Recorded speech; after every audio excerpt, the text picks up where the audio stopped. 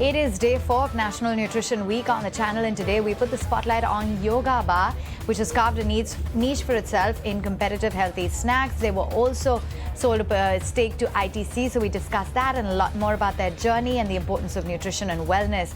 Not just that, we've also got the management of Amul India to talk a little bit more about how they can push Indians to focus on health and organic and healthy foods in a cost-affordable manner. That and some more updates in the tech world lined up for you.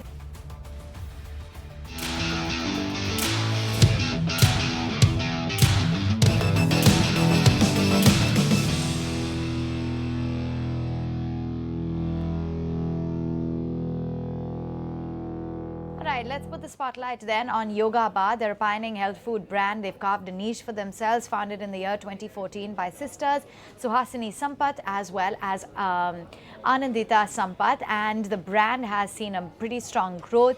They sold a stake to ITC as well, and let's now find out a little bit more about their journey and the importance of health, nutrition and wellness with Suhasini Sampat, the co-founder at yogabar. Thank you so much for joining in. So, given that we're really seeing healthy snacks, seeing explosive growth, a lot of consumers are now becoming very health conscious, and that's been amplified, of course, by the kind of awareness that we've seen.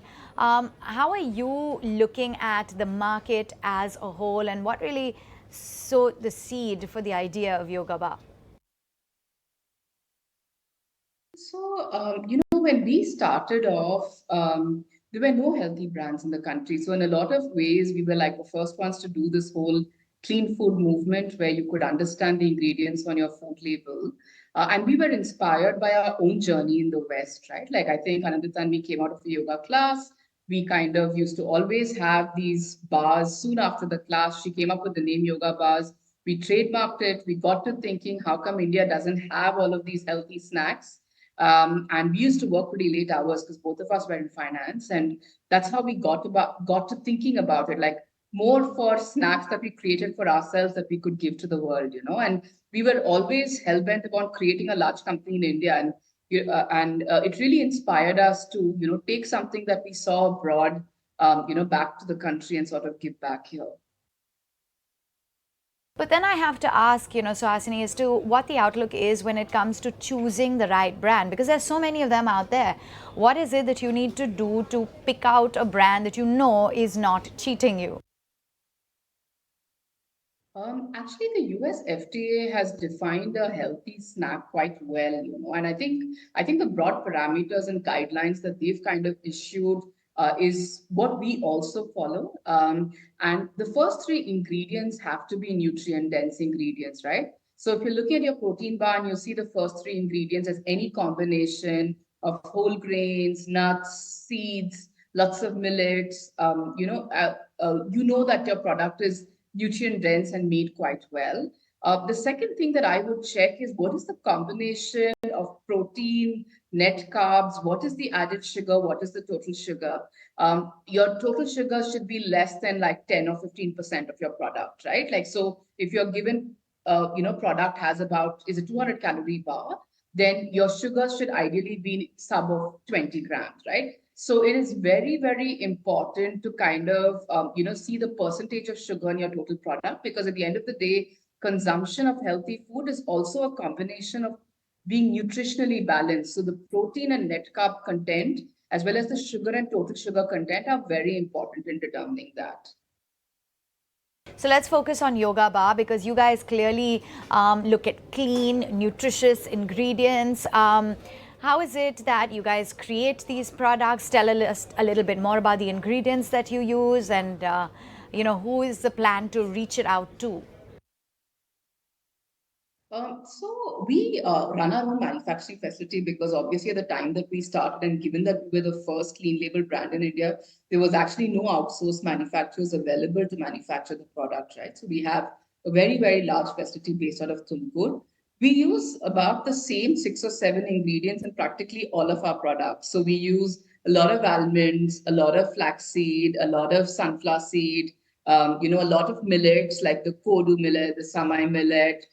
We use a lot of brown rice, and we use oats. So whether it is our muesli, or whether it is our bars, or whether some combination of oats, etc. We play with the same 7 or 8 ingredients to make all of our products, and that's kind of what we do because we've chosen nutritionally dense ingredients to kind of make all of the FMCG products that we put out there in the market. And then, of course, there was that landmark deal, 40% stake to ITC, and that valued the brand at 175 crore rupees. Tell us a little bit more about how that worked, the partnership with ITC, how that's really going to propel your distribution growth, your network, your marketing, and all of your basic functions. Yeah. So yes, ITC has invested about 175 crores for roughly about 44% or 44% stake, right? And the reason to do the deal was we realized that we created a very, very good brand. I think it had strong brand recollect, but we were only present in about 3,000 to 4,000 stores. So obviously reach was a concern, right? How do you set up this entire, GT structure that enables these really great products to go to more Indian consumers? And I think a large part of doing this deal was to get that GT presence, with ITC kind of taking over the distribution, which is really their might. And distribution is a function of both distributor relationships as well as reach in stores. It's suffice to say that this brand will now live easily for hundreds of years, and I think that's the satisfaction really, that to know that something that you created is something that's going to be one of the largest health food brands in the country now that ITC has acquired it. The GT distribution has obviously moved to them, and you will see the presence of yogabar products across a lot many stores, which was really the primary motivation of doing this deal. Absolutely. And when it comes down to financials, you guys have been growing at a fairly healthy pace, a 31% revenue growth, I understand, in FY23. What are your growth projections? What is the revenue run rate? Are you a bit positive? Of course, I can't disclose absolute numbers, but we've grown 100% every year, and we've seen the same growth even post ITC acquisition. We're also having a lot of exciting products come into the market, including protein biscuits, protein drinks, protein powders. So obviously, we've also expanded on our whole new product range with specific focus on protein, but we've also managed to keep a very, very strong year-on-year growth of 100% and making sure like we're close to break even now. So I mean, we've done both things. We've also brought our P&L completely under control. So both of that has happened with this, post the acquisition. And now there's so many influencers, for example, the Food Farmer, and they really perpetuate a lot of awareness, and that's making it health and wellness products become a lot more mainstream. So now do you think it'll be tougher for brands to label themselves or market themselves as healthy where if their ingredients don't actually match up? I think definitely yes. I think Revan's actually a good friend of mine, and I find that it's actually beneficial to companies like us who have always self-policed, right? Like for us, like all the things that Revan said, and I was literally a couple of days back sending him a couple of our early advertisements. Right, we used to have these advertisements where we would say that we have nothing to hide. And lots of we self-police ourselves as a company. So I would say more health awareness is definitely beneficial to a company like ours. And then there's also Yoga Baby that you guys started off with, and I believe you're using old grandma's traditional recipes. I think, see, infant food is slightly more difficult because it has to be largely driven by doctor prescriptions, etc. So while we have fantastic products, I would definitely say that it would require a certain type of marketing might to drive that brand of products. While we have great retention in the products that we have introduced in the market, I think scaling it would require a very different kind of marketing push. But despite all of the success that you face, there are a lot of challenges as well. There's a lot of players out there. There are some regulatory hurdles, I understand, when it comes to safety and labeling. How do you plan to alleviate these? I think, increased competition actually impacts us positively because the entire category grows because there's more marketing dollars going towards awareness. And we've been the kind of company where our product retention rates are so great that if the category size increases, we generally take a very large category share. And we also have very high repeats. So for us, competition is actually good. So we like more people coming in and actually building awareness.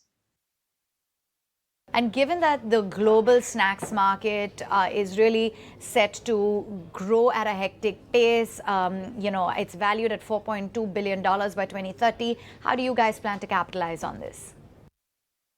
I think we're doing a combination of things, right? So obviously expanding distribution through GT and doing a lot of exports. Second, having new product introduction because protein is a large theme. India is largely a protein deficient audience. So obviously introducing a lot of products in the whole protein range. And of course, continuing to do what we do best, that is deliver high quality products to the consumer and stay true to what the brand is what is going to help us, make take full advantage of the growth in the overall category.